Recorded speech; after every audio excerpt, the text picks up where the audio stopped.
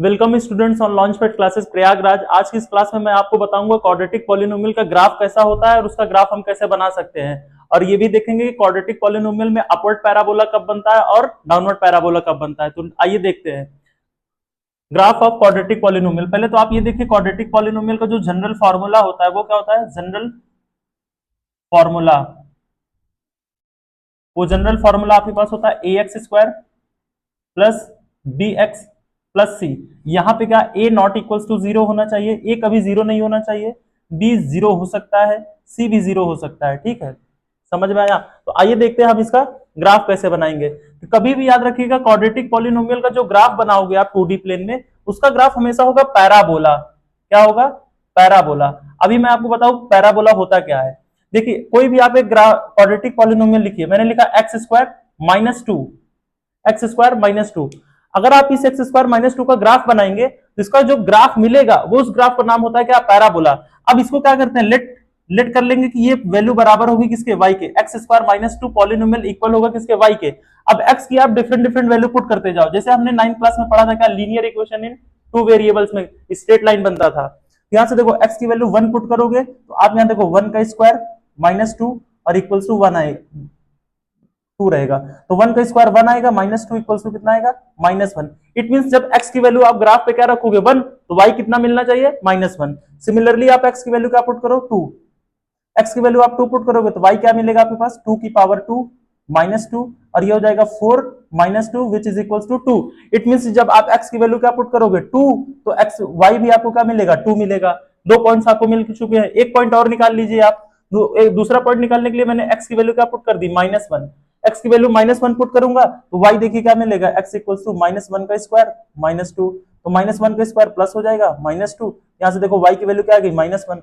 It means जब x की value क्या है, माइनस 1 है, तो y पे भी क्या आएगा, माइनस 1 आएगा। अब इसका ग्राफ प्लॉट कीजिए। तो ग्राफ प्लॉट करने के लिए आप क्या करेंगे, थोड़ा सा इसको मैं इरेज करता हूं,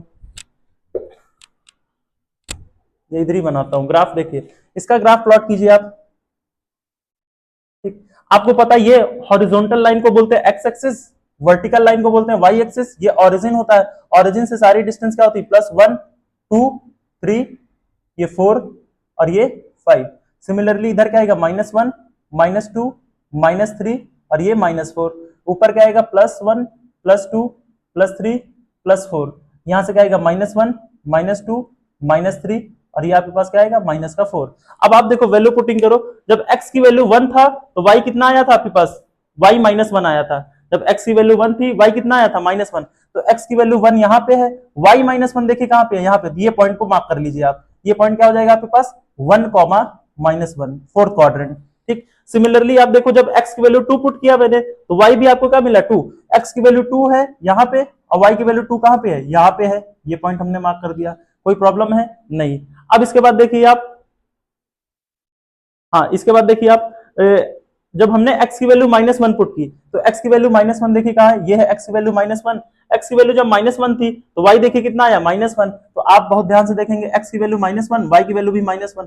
अगर आप इस ग्राफ को मिलाओगे तो ये ग्राफ कुछ ऐसा बनता चला जाएगा। कैसा बनेगा, ऐसा बनेगा। ये ग्राफ कैसा बनेगा, ये ग्राफ बन रहा है और इसी ग्राफ को क्या बोलते हैं, पैराबोला। यानी ये जो यू शेप का दिख रहा है, यू शेप वाला जो ग्राफ दिख रहा है, इसी को बोलते हैं पैराबोला। ठीक है, तो कभी भी आपको ये ऐसा ग्राफ दिखता है तो इसका नाम होता है पैराबोला। अब याद रखिएगा पैराबोला दो टाइप्स का होता है, एक होता है अपवर्ड पैराबोला, एक होता है डाउनवर्ड पैराबोला। कब अपवर्ड पैराबोला बनेगा और कब डाउनवर्ड पैराबोला बनेगा, आइए देखते हैं।